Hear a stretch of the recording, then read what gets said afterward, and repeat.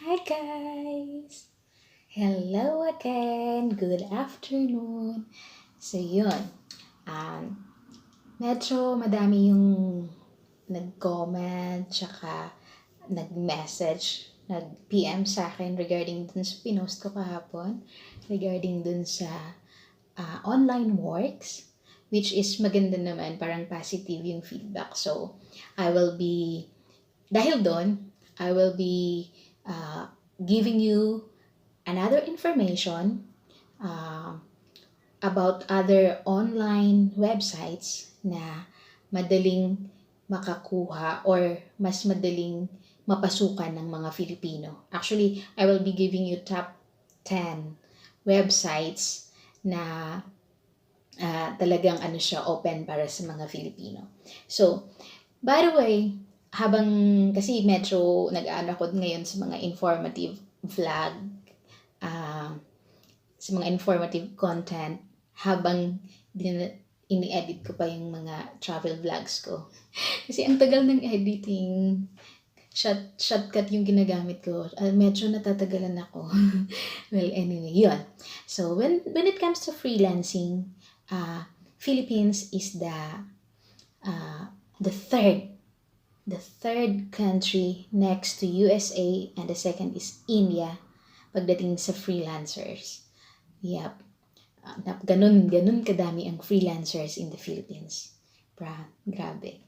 So now, para dun sa mga hindi pa nagtatry na maging freelancer, I will be giving you the top 10 websites para sa freelancing works. Okay? And of course, the number one is Upwork. Yes. So, ang Upwork, para siya sa mga web developer, writer, graphic designer, virtual assistant. Ganon. Ganon kadami yung pwedeng applyan sa Upwork. So, napakadali lang yung application. Hindi kayo matatagalan. Although, after mong mag-apply, magbibigay sila ng email kung ma-approve yung resume mo. So, just a tip, yung resume, kailangan ilagay mo dun kung ano yung skills mo, kung kuan ka sa data entry, sa accounting, sa web designing, ilagay mo talaga lahat. Or sa content writing, blog writing, ganun. So, ang number two is Freelancer.ph. Okay? Freelancer.ph. Okay. Ganon din siya. Para siyang Upwork. So, data entry, content creation, graphic designing, mga logo design, ganon. And number 3, people per hour. So, yung people per hour, halos parehas lang din ng number 1 and number 2. Nagdi-design ng logo, web pages, badges, content writing, blogs, ganon. Ganon din yung number 4. Yung number 4, Rocket.ph. Yung Rocket.ph, actually locally made siya in the Philippines. So, parang dinesign talaga siya sa Pilipinas. So, pero halos parehas lang kung ano yung content, kung ano yung in-offer nila para sa mga freelancers, ganon. Andun. Ang dami din nilang client. So, try. Ang dami niyong pwedeng i-try. Number 5, yung Toptal. Ganon din. Toptal. Anyway, I'm going to put all the links below the description, so it will be very easy for you to check those sites that I have just mentioned. Okay? So, ang number 5 again, it's Toptal. And number 6. Number 6 is 99 Designs. Ang 99 Designs, ang kaibahan niya lang is, it is focused on designing. So, kung magaling ka sa designing logos, website designing, packaging, yun yung 99 Designs. Okay? Number 7. Number 7 is ArticleBunny. And ang ArticleBunny, it's all article writing. Article writing, content writing, blog writing, yun. Lahat. Pagsusulat. So, creativity and SEO. So, yung SEO, yun yung Search Engine Optimization na kailangan talaga may internet ka. Kasi kung ano yung topic, kailangan mong i-search. Kasi yun yung isusulat mo. Pero as I've said, dahil SEO, kailangan yung, although kumukuha ka ng reference, kumukuha ka ng basis doon sa mga references, pero you will have to make your own, you have to create your own content. Kasi hindi nila inaalaw yung plagiarism. So, bawal yung copy and paste. Okay?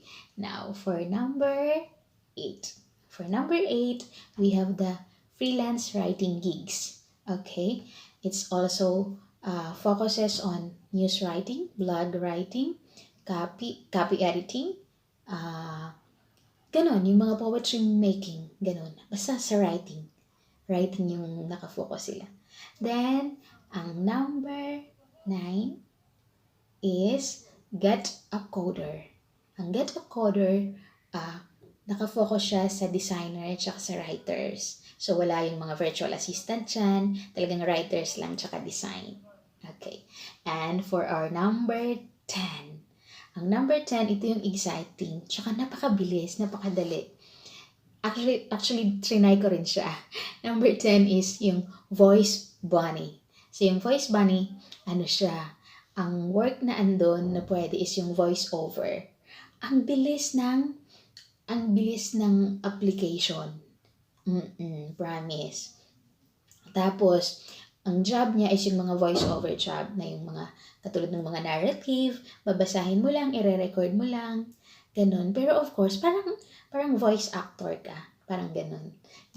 So, ayun, guys. So, another informative vlog for today, yun, yung top 10 best website for freelancers. Okay? So, kung decided ka na baka pwedeng pang sideline, pwede na to yung mga sa gabi or di kaya yung mga may night shift dyan, tsaka walang ginagawa sa morning, pwede nilang gawin to. Kasi mga pang additional income na rin, di po ba? So, lahat naman tayo nangangailangan ng income.